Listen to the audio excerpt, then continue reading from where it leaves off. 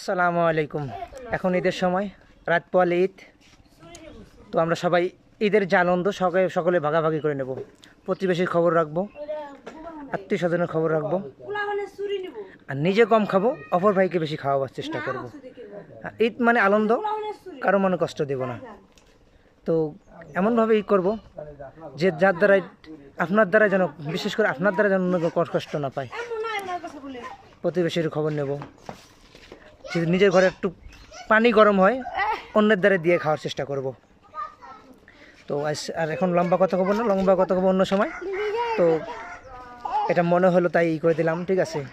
তো আমরা সবাই মিলে ইনশাল্লাহ কি করব, আর অবশ্যই ঈদগাহ মাঠে আমরা সবাই যাব, ঈদের নামাজ সবাই তাই করব। আসে না ঘরে বসে বসে করব, এই কী বলে আপনার গল্প করব, এটা না করে ঈদের মাঠে যাব। যাদের জন্য ঈদের নামাজ ফরজ হয়ে গেছে আমরা ঈদের নামাজে যাব নিশ্চয়ই ইনশাল্লাহ।